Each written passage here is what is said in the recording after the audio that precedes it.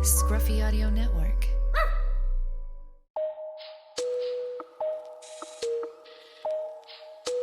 Hey, how are you, Program Director? It's been a while. Doing well. Thank you. Yes.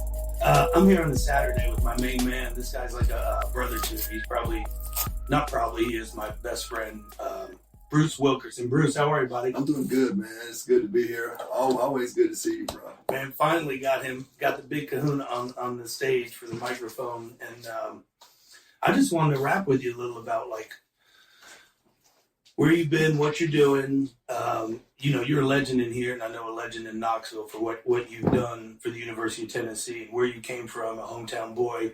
But I do like to open up all my questions with one question for everybody.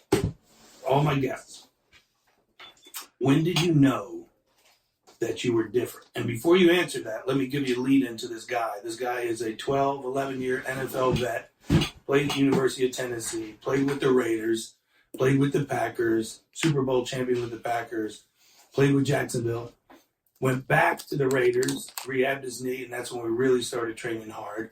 That was probably late 90s, right? What year was that, 98? It was probably about 95, something like that. Yeah, when I transitioned from the Jacksonville Jaguars to the Green Bay Packers. So that's probably when we started rolling. Then the Packers to the Raiders. Yeah, then the Packers went back to the Raiders to call it quits. And that's when Gruden was the coach when you went back. Yeah, and he was like super young.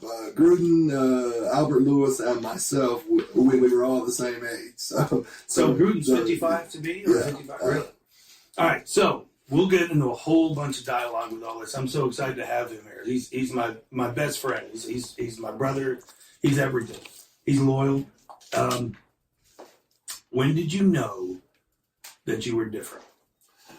I think it first started coming into my mind, your senior year at UT, and scouts are coming around talking to you. And the scout came around from the Giants, and we're downstairs in the little indoor track lanes right there by the training room. Oh, that's old school. And down in Stokely. Yeah, down in Stokely. So he comes up and he says, "You're that Wilkerson kid, aren't you?" And I said, "Yeah." He said, "Coach Major's been bragging about you to me, telling you how good you are, like a man with boys on the field." And I was like, "Wait a minute, Coach Majors hates me." I said, "Coach Majors, rides my back all the way through practice. He'll see something that he wants done better or something like that." And, that right there made me realize that he didn't dislike me, but he was pushing me so I would know that I could take things further than I had in my own mind, that I could push myself or my body to do more than I thought I could. And you played in the Sugar Bowl, the 1986 Sugar Bowl, right? Yep. Miami. Played against Miami. And you guys won. Do you remember that? They whipped them. Oh, yeah. There used to be a video of it. I was actually pretty blessed in that game. I started that game at right guard, and then I bounced and played some right tackle. Then I bounced and played a left tackle. In the game? So I actually played 3 positions in that game. So, I mean, it was pretty, as a junior, in college. So, wow. that was pretty freakish. That's unheard of, isn't it? In the championship bowl game, something. I don't know if they had championship back then. No, I don't think. Well, the Sugar Bowl was a big game. What were you guys ranked? SEC, we were ranked 4th, and Miami was always ranked number 1 in the country. Vinny Testaverde. So, Vinny Testaverde. They had was Alonzo Highsmith there? Jerome Brown. You had Highsmith. You had Benny Blake. Was Michael Irvin? Daniel Stubbs. Yeah, the whole crew was there. Yeah. Wow. But that's when they had probably about 17, 18 guys that was going to go to the NFL. They had a squad. Yeah, they had a squad. Was Schnellenberger wasn't? Was it Jimmy? Jimmy Johnson, right? Yeah, Jimmy Johnson. All right, so I know a little about your growing up. Is that correct? In high school, you didn't play football until... I tried to play football, sort of like pee-wees, whatever. But down in Loudon, they had like a weight limit. And it was funny. All of my buddies were playing from my hometown, which was a little city of Philadelphia, Tennessee, which had a bunch of boys. So they all played pee-wee. and we worked on the farm quite a bit. So you'd go and try to make it. And I remember somebody saying, "What's he doing sitting in that car?" And Buster Custee had a old Plymouth Fury, and I was trying to make weigh-in. So I was trying to drop 6 or 7 pounds so I could play. So I'm sitting in that car with a homemade sweatsuit, plastic bag with a head cut out in the arms, and you're trying to lose 6 or 7 pounds just so you could play. And then my dad finally caught wind of it, and that was the end of me trying to play Pee Wee. So we played on Sundays after church. So you didn't play until high school again, correct? Yeah, I didn't play organized till high school. And then but that's still not when you thought, as you answered, you were different at UT. I think it's kind of No. I didn't think I was different. I was big for my age back then.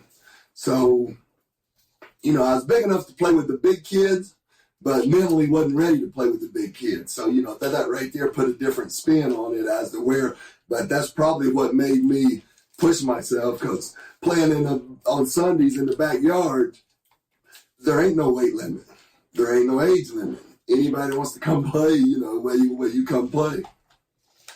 So were you the same height in high school? Did you do any big growth phase from high school to college? I'd say when I came in to college, I was probably 6'4", something like that, yeah.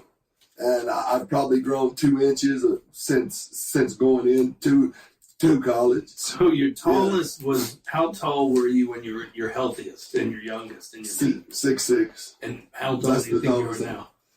I'm probably 6'5.5" now, maybe 6'5". That's not bad. Okay, yeah, just an inch.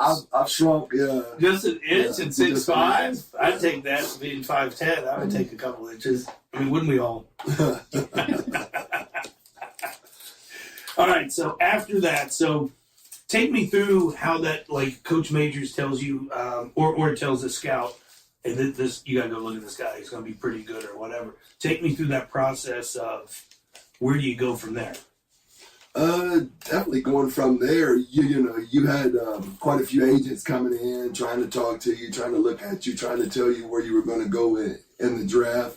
And it was just a process of, I didn't really think about playing in the NFL until I was really a senior. I was just having fun playing football. And then, once that point came, is like, well, you can take it to the next level. And I think other people thought about it for me, but I was just having fun, man. And the process, you really got to be focused, and you really got to believe in yourself that you can get there and you can get it done.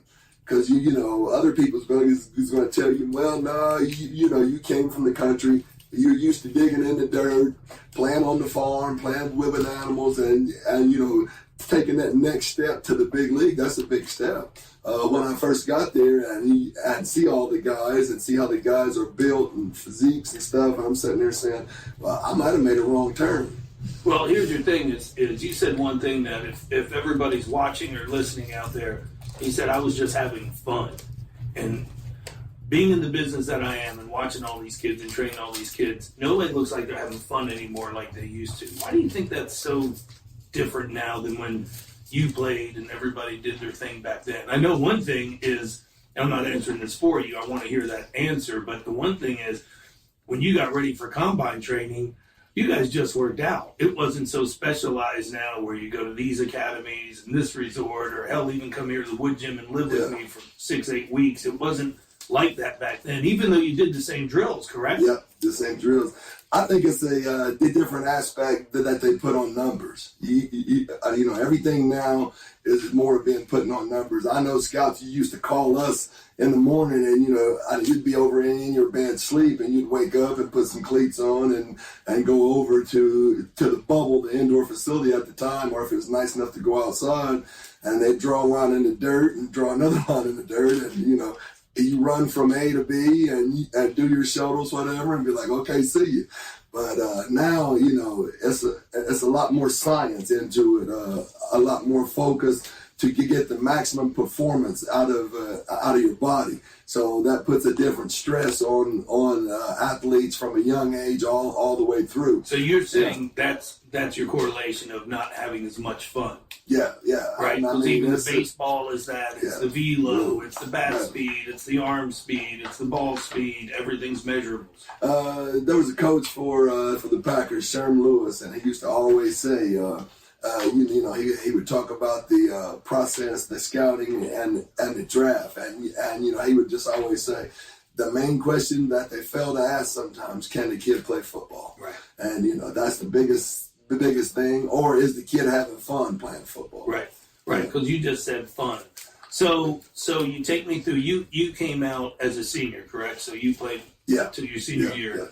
And then, you knew at that point, probably your senior year, that you were going to be a pretty big deal if everything went right. Yeah. So after that, you probably did, this was 1986, 87, correct? Yes. So everybody just stayed back, usually just trained at the college. Yep. For combine. Yep. So you were a combine invite. Yeah. Back in that day, not too many probably know this that are listening or watching, they had a Japan Bowl. Yeah, definitely. And being your close friend, you went to that. Yeah. You went to a Japan Bowl. Nobody knows that. Yeah. Tell me about that. A kid from Philadelphia, Tennessee, which is a very, very country town here in Knoxville, Tennessee. It was an experience. I mean, it was my first passport. It was my first time leaving the country. It was my first time actually flying on a long overseas flight.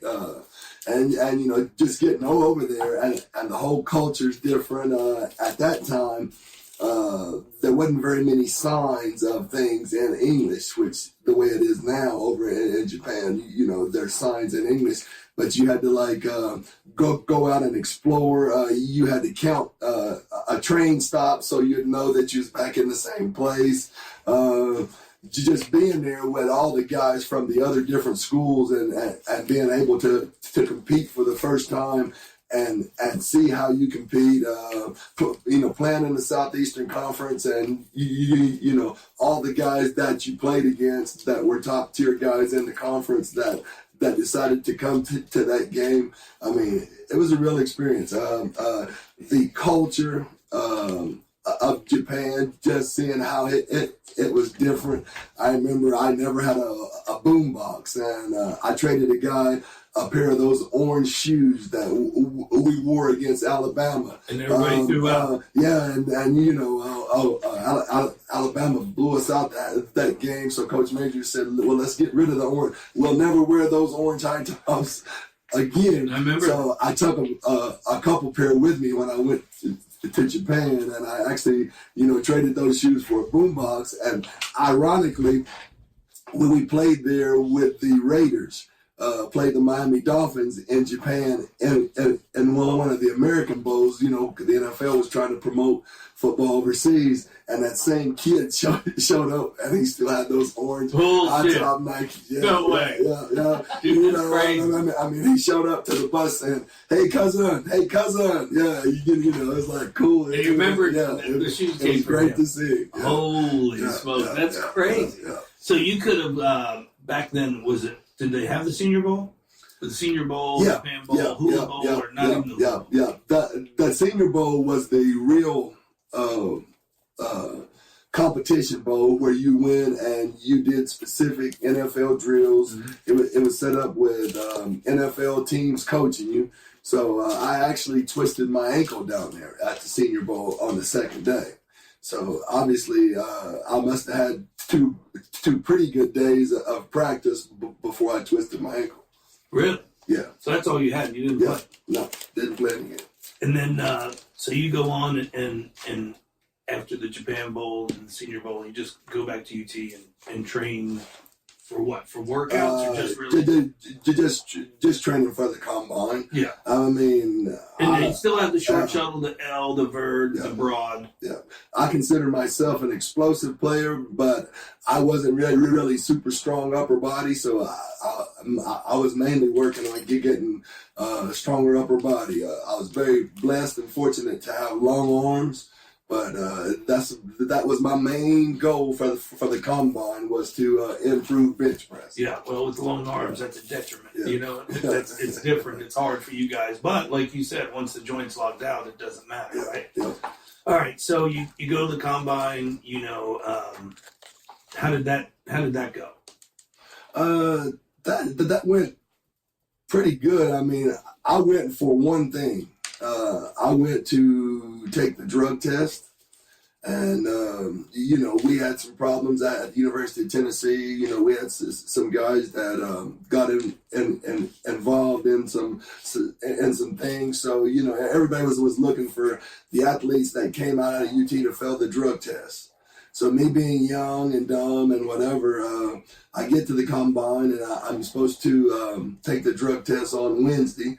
So we get there on a Monday night. So I had a couple of friends that lived in Indianapolis. So we all go out and have a few drinks and stay out late, because all I had to do was take a Wonderlic test and the bench press test and just talk to people, because I had a bad ankle from the Senior Bowl. So I really wasn't going to run or do any shuttles or anything of that sort. So unknown to me, I get a call Tuesday morning. Jerry Ball's my roommate, and he says, homie, says, phone call for you. And I'm thinking like, okay, something's happened at home or something. But they had changed my drug test day from Wednesday to Tuesday morning.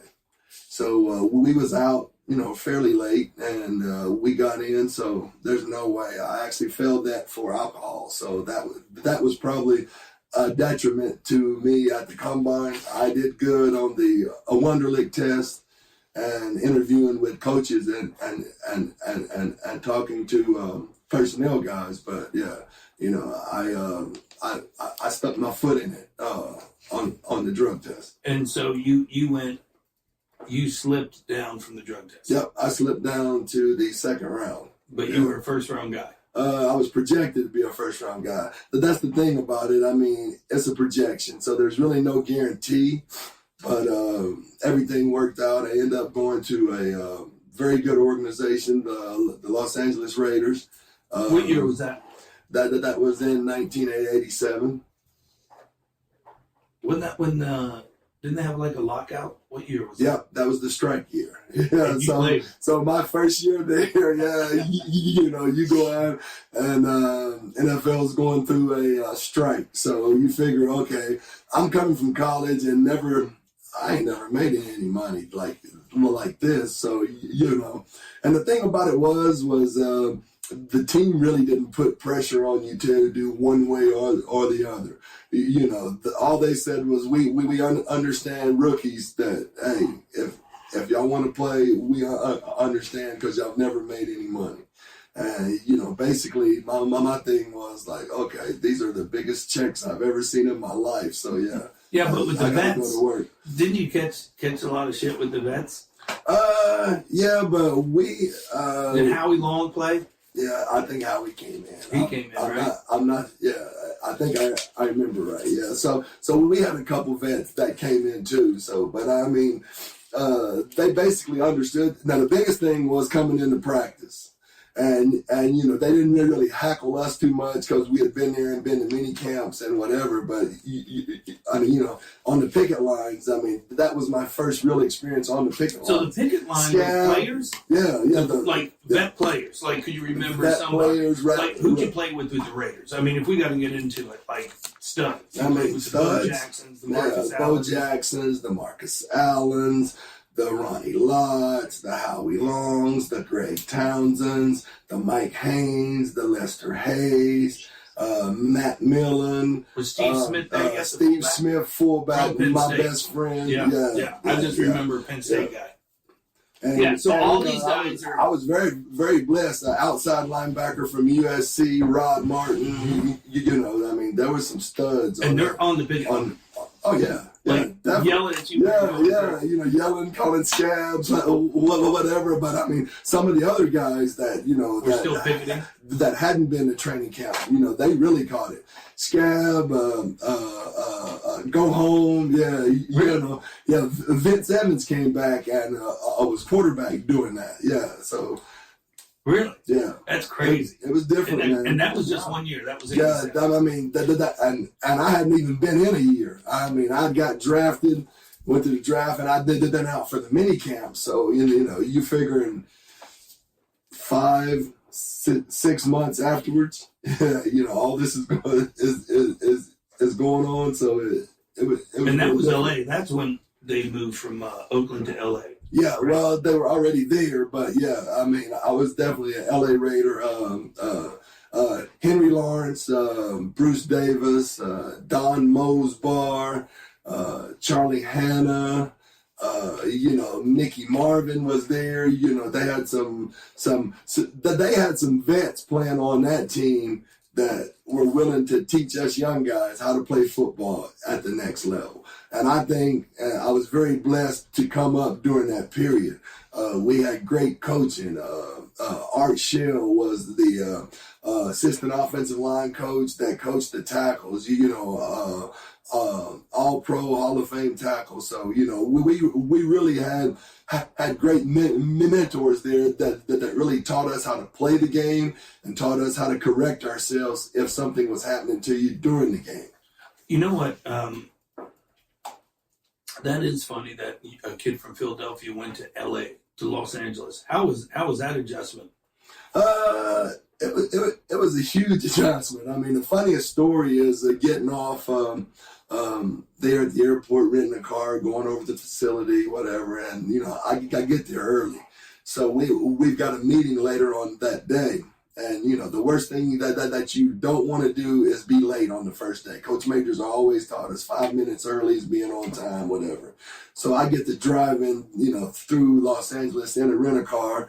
And you fly into LAX and you're driving down the 405 and you see Long Beach Airport. And so you start thinking, okay, they got 2 airports out here. And then you drive a little further to Orange County, then you see John Wayne. And then, you're saying 3. And then That's John Wayne. John Wayne Airport down in Long Beach. So you sit there and say, okay, damn, they got 3 airports. So now you get down to the 5 and you hit the 5 and you head north. And then you see Ontario Airport. You're like, oh, that's what Ryan's for. Yeah. You're kind of like, damn, they got 4 airports here. And then you get back over to Hollywood area, and then you see Burbank. So you're like, where in the hell am I at that they got 5 airports in the city? I mean, it was definitely a shock.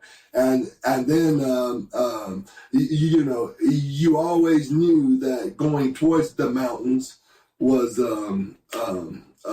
going north. And going away from the mountains was going south. Just as a country boy without GPS at the time, so you're trying to figure landmarks.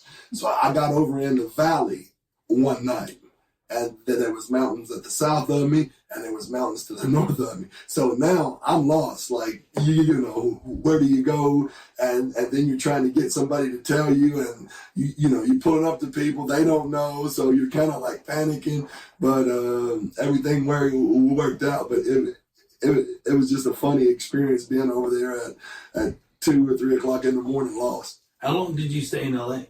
I stayed in L.A. till 1994. When I left and went to Jacksonville, I brought a house back here in Knoxville 2 years prior. I remember George Karras worked for the Raiders. He's a great guy, and he kind of handled most of the business end. And we used to laugh about it all the time when I would go back to alumni weekend, and he'd say, you remember when you brought that house? And Al said, make sure everything goes right on that house purchase back in Tennessee for the kid. Yeah, so we'd always laugh about it. That's crazy. So you were, 6 years with the Raiders? No. I got drafted in 87. Okay. And I stayed with the Raiders all the way through till 1995. 95, I went down to Jacksonville for the inaugural year, and my body just wouldn't hold up. I mean, Tom Coughlin was a good coach, but everybody was the same. I mean, if it was your first year or your last year, everybody was the same. And, No earrings. Yeah. I mean, no earrings. I mean, 15 minutes early. Collar dress shirt. I mean, which was all fine, but you know, the biggest thing is that 30 to 35-year-old that doesn't recover like that 20 to 28-year-old recovers. Yeah. So you know, you got to prepare yourself to go in and play the game a little bit different. But then I fortunately got reunited with Ron Wolf at Green Bay. How long were you with the Jags? I was with the Jags that inaugural year. Just 1 year. Just 1 year. And for people out there listening and watching this, I've heard a lot of these stories since 1986 with this cat. It's 2019, but that's why I had to get them all on the table so everybody else could enjoy these most honest, unbelievable stories. It's almost like they're not true. All right, so you go through. So were you released after Jacksonville? Yeah. I mean, I came home and trained up here. Me and you trained and trained hard, and I just didn't go back for any of the mandatory camps or anything. And the fourth time Tom Coughlin called me, I mean, he called me to release me. I knew he was calling to release me, but I mean, my Part of the business. Yeah, part of the business. My body wouldn't hold up. I mean, you never take anything personal in that business. I mean, it's a business where either three things are going to happen. You're either going to get hurt, you're going to get cut, or you're going to retire. And it's going to be One of the three is going to happen, yeah, correct? It's going to definitely be one So, of the you know, I've worked with all these athletes too, and they, you know, Bruce, that's why I love when you're around all these guys, soaking it up at the house or in the Woodgym here, is because they don't understand that. A lot of them, you know, they take it personal, you know, and you've always said, and the thing about Bruce Wilkerson that people don't know is he handles his business like anybody else. And I remember him telling me this because Bruce is older than me, so he's like my big brother also. He took care of me when I was at UT, so we get that. Is he said no matter what's going on in your personal life, when you step inside that building, put it all aside and handle yourself as a professional. I remember you saying that all the time, and not taking anything personal or bring the personal to you. And actually, that's the way I try to hold up my business with, you know, any conflicts and personal stuff that's going on in my life. So I mean, kudos to you with that. So now you go to the back, or did you have other teams? There was probably other teams, but I mean, Reggie McKenzie worked for the Packers, and was Reggie White with the Packers then, or Reggie White was with the Packers. I'd been up there the year before. I signed with Jacksonville, and I was actually in there with the Packers, and it was the same amount of money. And I was afraid of the cold weather. The Los Angeles Raiders played there on December 26th, I believe it was 1993. Probably the coldest I'd ever been in my life. After I got there, I found out that's when Leroy started the Lambeau Leap. Leroy Butler started the Lambeau Leap. Reggie batted the ball and caught it. And then he pitched it back to Leroy. Leroy ran it in for a touchdown. The whole field was a sheet of ice, and he jumped up in the stands. So I get there, and I'm talking to Leroy, and you know, he's filling me in on you know how the Lambeau League got started or whatever. But it was just an experience. As I said, I was afraid to go. And I was sitting at home watching the Packers play the Dallas Cowboys in the NFC Championship game. Ken Ruckers was hurt, and they needed a left tackle. And I was sitting there saying, I pissed away my only chance to ever play in the Super Bowl by being afraid of a little bit of cold weather. So how did you find yourself to the Packers? I went back up there, and I'm sitting in Ron's office, and he's got a dry erase board. And he pulls up the temperatures of all the home games for the past 2 years. And, you know, we're sitting there talking, and I start laughing. I'm like, y'all was playing Dallas in the NFC Championship game, right, on the doorsteps of the Super Bowl. And I said, hey, I don't care what the temperatures are. I'm coming. And you know, I don't want to go too far ahead, but you really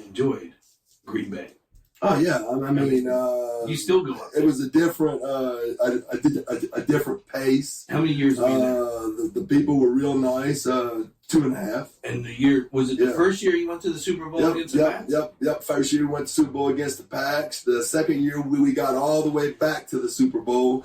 I tell people it was a combination of being banged up and getting the big head since we won the Super Bowl the year before. We relaxed one game too early. And I watch him on NFL Network. They play that Super Bowl game, and he's on there. He's playing, I think you're playing right tackle. Left tackle? Oh, left tackle. You're playing left tackle. In Super Bowl 31, I played left tackle. Yeah. I was actually backup all year. It's kind of funny as you tell people. Coach Tom Lovat back at the time, they didn't have wireless headsets on the sideline, so I would tell people. I said, "Well, I was the highest paid cord holder in the NFL because I would hold Tom Lovat's cord and stand there beside him and just see what I see because I didn't dress probably the first 4 or 5 games of the season. I was in street clothes." And then how did you get back in injury? 2 or 3 guys got banged up, started playing, and I came in and played right guard for somebody got banged a little bit. I played right tackle for a couple games. Somebody got banged, and that's basically what I was there for. When Ron told me he signed me, I was an insurance policy if someone got banged up because I could play 4 out of the 5 positions. All right, here's a good question. What was the coldest game? Against who and the temperature at Lambeau?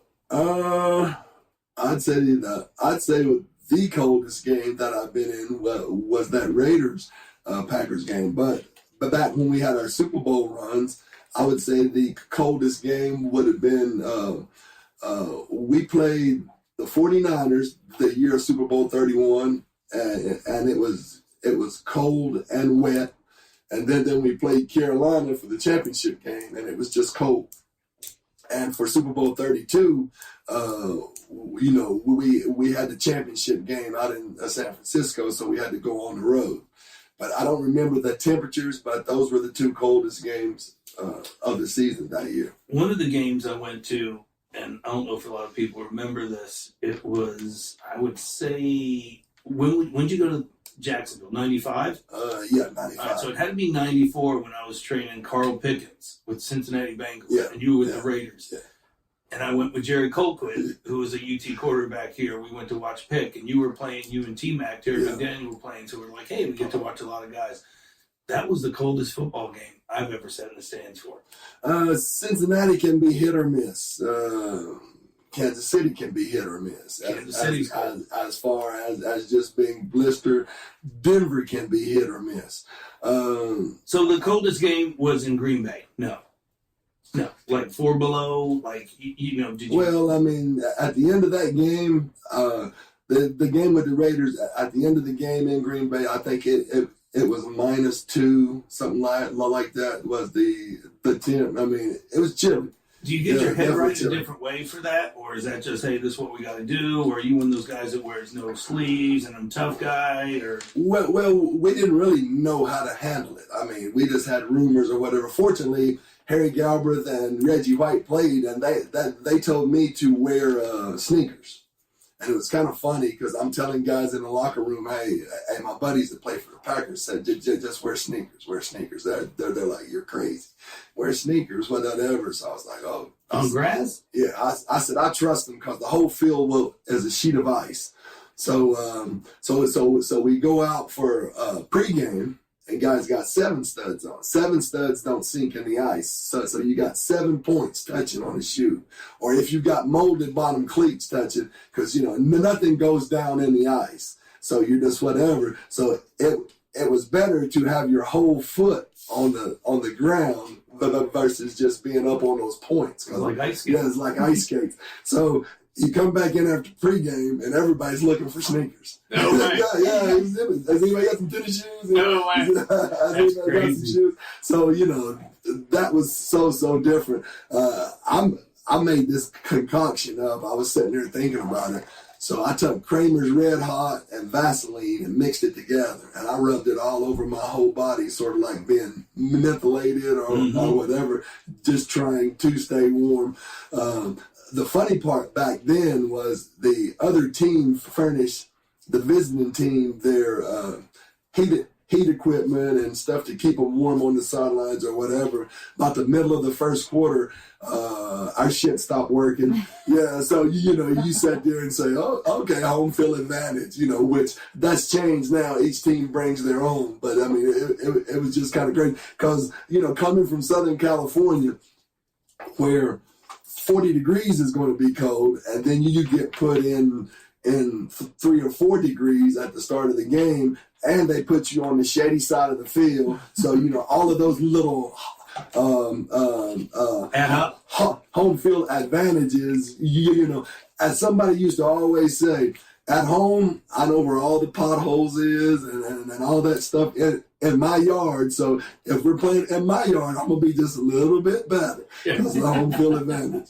I like that. Did you stay up in the off season, or did you come home? I came home in the off season. Did a lot of players from come Green home? Bay. Yeah, quite a few players came home. But you have your family up there. You go up there quite often, don't you? Well, I've got friends. Yeah, friends. like Packer fans. They treat you right. They treat you right. I mean, I was very blessed to play with two teams that really were deep in tradition. Treat their ex-players excellent. The biggest thing that you hear from fans is up there that you guys can get together and y'all ain't been together in 7, 8, 9, 10 years, and everybody's talking, laughing, and having a good time like you didn't miss a beat.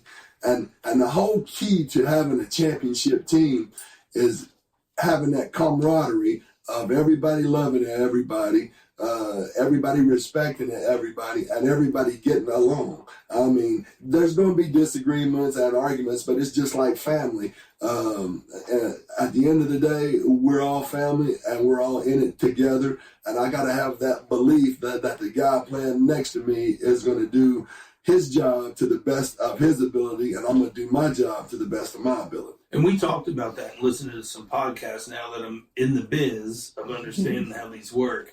Is Steve Nash, a former NBA guy that consults with the Warriors, he was talking about you have to treat it like a Navy SEAL. You have to love the partner next to you or your teammate more than yourself, and that's the only way it works. And Popovich from the Spurs talks about the same way. Do you believe in that? I definitely believe in that. I mean... Do you find that it's different now? I mean, I know I do. When you talk about everything, we know this with all these kids. It's never, hey, how'd you guys do? It's always...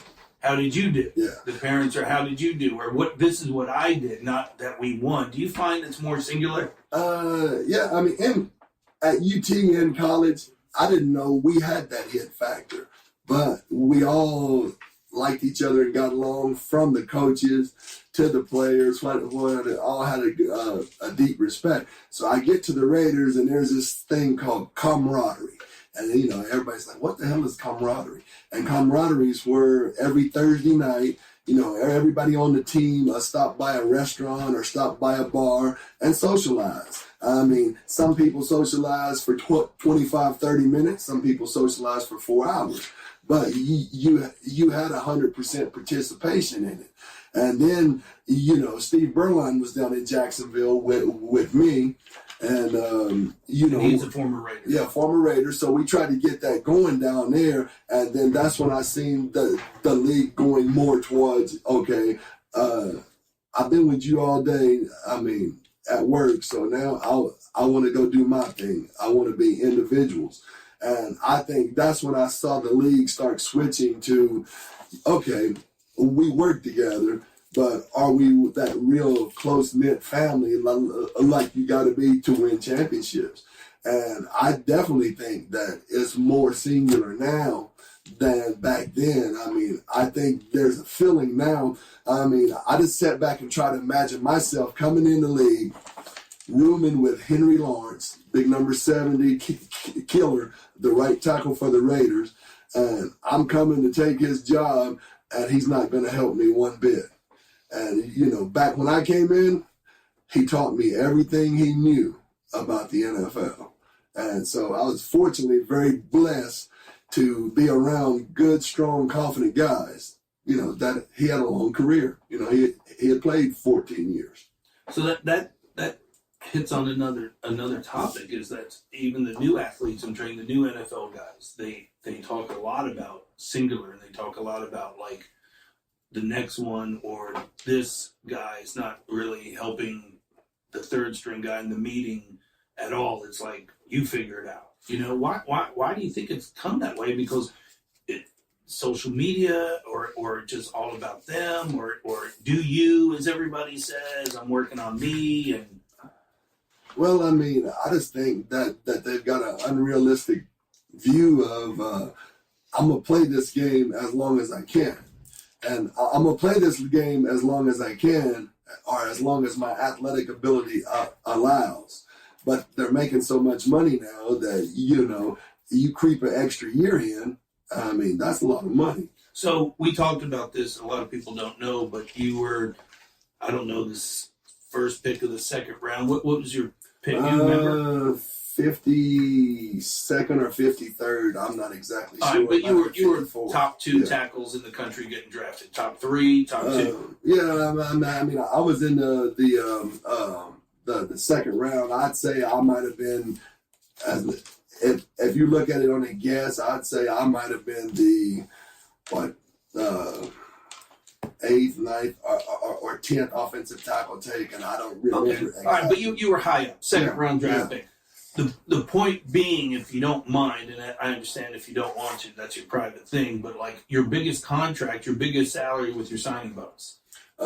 Biggest salary with signing bonus, I'd say the most I made in a year is $500,000. Right. So now I know that. I didn't know if you would say that. What you did is, you're exactly right, because I don't think everybody played for the money. I mean, we make a living, we understand what we're doing, but it's not.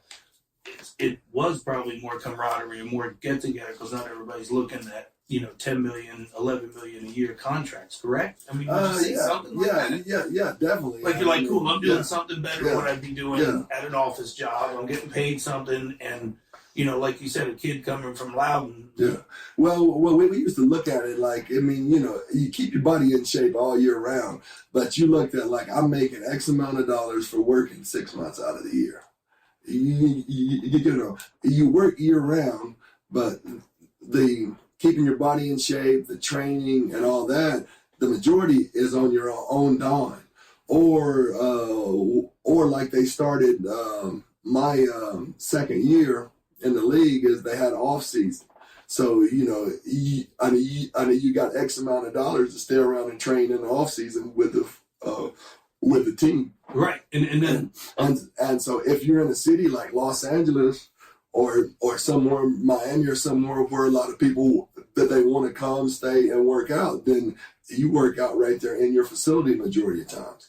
Yeah, but you even said, the contrary to that, or the other side of that, is you said we use training camp to get into shape. Yeah. I don't know if there were many, Petrones out there that everybody worked with 3 or 4 months off the year. It was more on you and to rest, or whatever everybody did, or some, light physical activities. But I remember you saying we use training camp to get into shape. Now everybody's so redlined, they're in shape maybe past overtraining, and getting to camp, and then they're hitting the burnout because they're doing too much.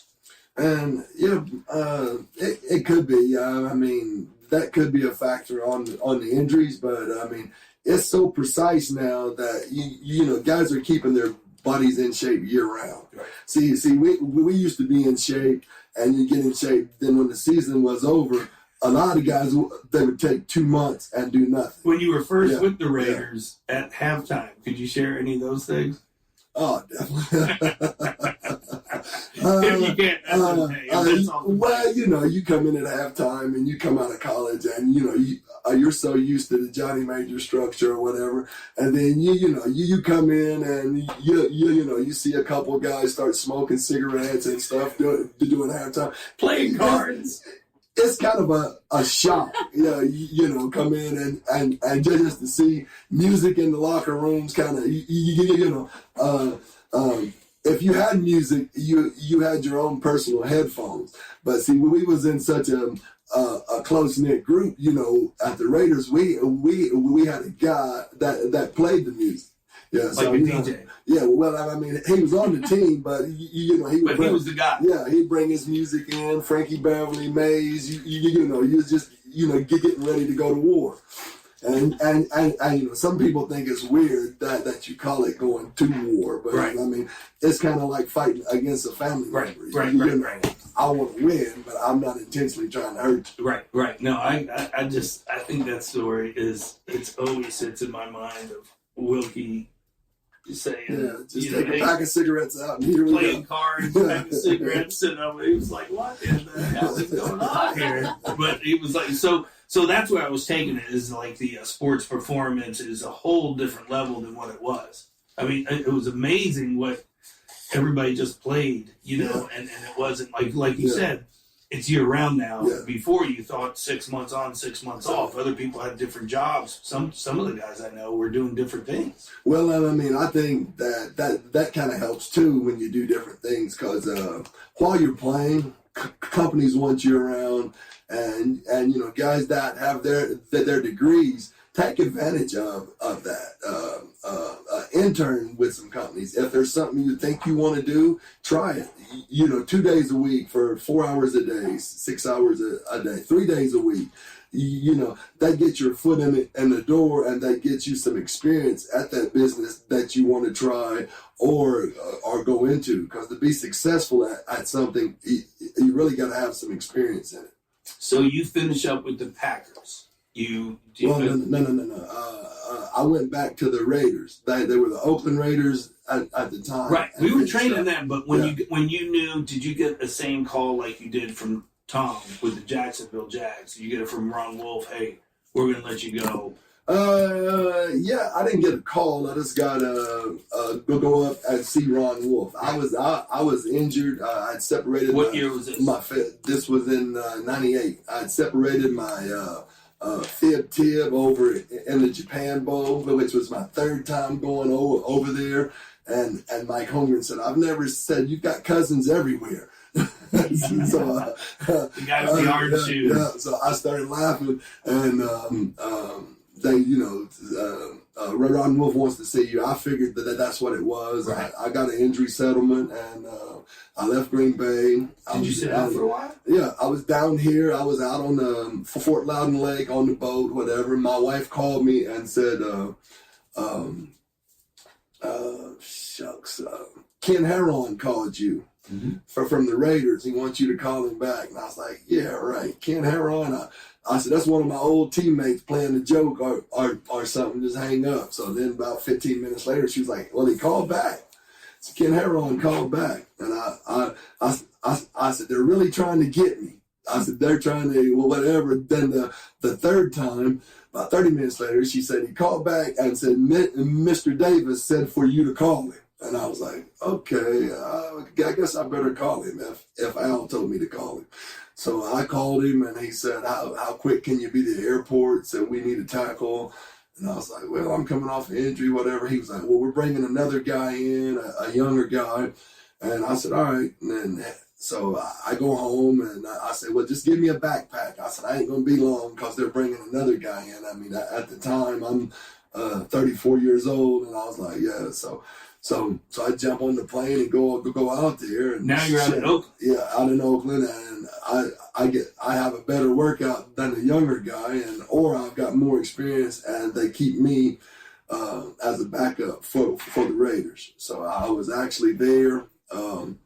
And was with the team, kind of tweaked my ankle, and then at the end of that season, I had ankle surgery, and that was it. Yeah. Now you're over. Who was on the team the year that you played with Oakland? On the team the year that I played with Oakland was Marinovich? No, Opie came when I was the first time. Yeah, when I was out there the first time. Yeah. I mean, he was a kid that had a lot of talent and a lot of promise. Yeah, that was the phenom that Sports Illustrated did tons of stories on. Yeah, tons. He was the one where the dad never had him eat a Big Mac, fries, anything. This was 1987. I remember it was him and another kid from California, the two biggest quarterbacks. Yeah, I mean, he was football smart, beyond his. And the training was way. He never did anything, did he?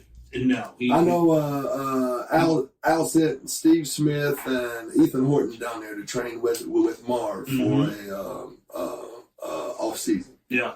Marv Marinovich was ahead of his time with balance training and no shoes in his garage. Yeah. If correct me if I'm wrong. Down in Orange County. I studied all that stuff back then of like who was, and he was a guy that was way ahead, and the nutrition, the sleep, I mean, the throwing coach, the mechanics. I mean, he knew that he was going to do that, right? Yeah. So then you finish in 98, and then the other thing that I see a lot with the business that I'm in,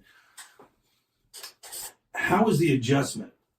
How do you work your way back into normal life, or the society of what do I do now? You're 34 years of age. We know football's a small window. I hear you all the time, Fudd, in here talking about that to all the guys in here. Like, hey, listen, this ain't gonna last for long. I mean, we've been lucky enough with the Penningtons and the Harrison Smiths, and of course the Heltons, the guys that come through here that played a longer time than you're supposed to, and you're one of them also. But how do you fit yourself back into the planet? Well, I think you just got to be realistic about it. I mean, I think a lot of guys think like, okay, I've been making this much money, and I come out to the real world to get a job, and somebody offers me $43,000 or $45,000 a year, and they're telling me that I got to work the whole year. So that puts a whole different spin on what you've been doing. I was very fortunate enough to.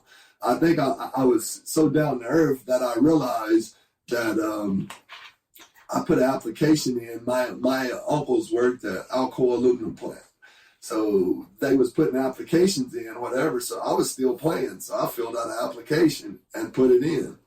So fortunately, when I retired, or I didn't retire after the '98 season, at the beginning of '99, they called. And they wanted to offer me a job. I think it might have been April or something. It might have been February, March, or April, somewhere right around in there. And I was going to try to play that 13th season to max out my pension. Because at the time, your pension maxed out at 13 years. So I told them, no, just keep my name in the pool. So then I never got to go back and play after that '98 season. So, I never got signed. I remember talking to a buddy of mine, Dr. Pat McKenzie from the Green Bay Packers. And, he's sitting there saying, well, your body's been beat up quite enough. And if you want any quality of life, said, it'd be a good time to kind of stop playing. He said, I'd hate to see you leave this game and not be able to walk or not be able to enjoy grandkids or anything of that sort. So, I was very fortunate to have some good advice. So then I came back and I said, okay, well, they'll call. So I waited around about a year and a half for them to call back. So they never did. So I said, well, I'm going to go get a job. So I started fiddle fumbling around. And the biggest thing about getting a job after you played professional sports is everyone's thought you've made so much money is their thing is, why do you want to work? And I bet 3 places told me, well, why do you want to work?